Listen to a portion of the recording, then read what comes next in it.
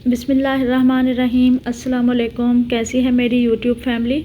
मैं उम्मीद करती हूँ कि सब खैरियत से होंगे। अल्लाह पाक आप सबको अपने हिफ्ज़-ओ-अमान में रखे और कामयाब करे। तो आज मैं सर्दी के हिसाब से आपके लिए बहुत ही मुनफरिद तरीके से और बहुत ही इजी तरीके से अलसी की पिन्नी की रेसिपी लेके आई हूँ।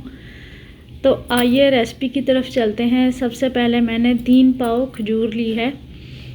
इसकी आपने गुठलियाँ निकाल लेनी हैं।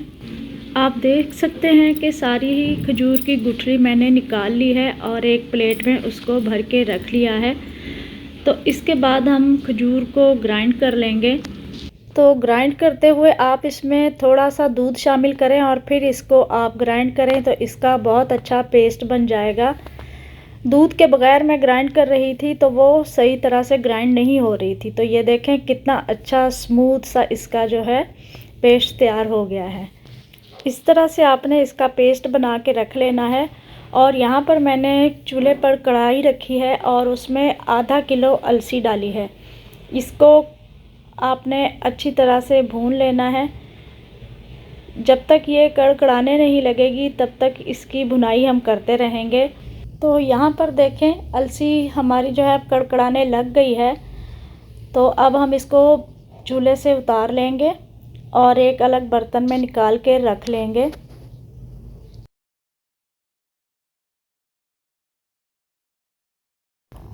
दोबारा से कढ़ाई ऊपर रखेंगे और यहाँ पर मैंने 1 पाव चने लिए हैं भुने हुए। लेकिन फिर भी मैं इनको थोड़ा सा जो है गरम करूँगी ताकि इनमें जो मॉइस्चर वगैरह है वो ख़त्म हो जाए और ये अच्छे तरीके से पिस सकें। तो आपने इनको बस थोड़ा सा ही गरम करना है ताकि इनका जो मॉइस्चर है वो ख़त्म हो जाए। तो देखें यहाँ पर हमारे चने अच्छी तरह से गर्म हो गए हैं। इनको भी हम अलसी के साथ ही निकाल के रख लेंगे और फिर इन दोनों को हमने एक साथ ही ग्राइंड कर लेना है। बहुत अच्छे तरीके से बारीक पीसना है आपने। हाफ हाफ करके डालेंगे और अच्छी तरह से पीस लेंगे। इसके बाद मैं दोबारा से कढ़ाई को ऊपर रखूँगी और यहाँ पर मैंने चारों मगज़ लिए हैं।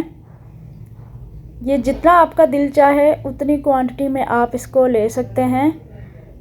और साथ में ही मैंने यहाँ पर हाफ़ कटोरी खोपरा लिया है, उसको कद्दूकश करके। तो आप अगर इसको काट के डालना चाहते हैं तो आप काट कर भी डाल सकते हैं। मैंने इसको कद्दूकश करके डाला है। इनको भी हम थोड़ा सा ड्राई रोस्ट कर लेंगे। लाइट सा गोल्डन कलर हो जाए तो इसको भी अलग निकाल के रख लें। और दोबारा से कढ़ाई रखेंगे तो यहाँ पर मैंने 2 बड़े चम्मच देसी घी के वो डाले हैं और साथ में जो हमने खजूर का पेस्ट बना के रखा हुआ था वो शामिल किया है और इसको हम अच्छी तरह से पका लेंगे। 5 मिनट के बाद देखें कितना अच्छा हमारा इसका जो है स्मूथ सा बैटर जो है वो बन के तैयार हो गया है। खजूर हमारी जो है उसकी अच्छी तरह से पकाई हो चुकी है। तो यहाँ पर हमने अब जो बाकी सारे अज्जा अपने बना के रखे हुए हैं, अलसी और चने का पाउडर, सबसे पहले हम ये डालेंगे। यहाँ पर आपने चूल्हे का फ्लेम जो है वो बंद कर देना है और सारी चीज़ों को अच्छी तरह से आपने मिक्स कर लेना है।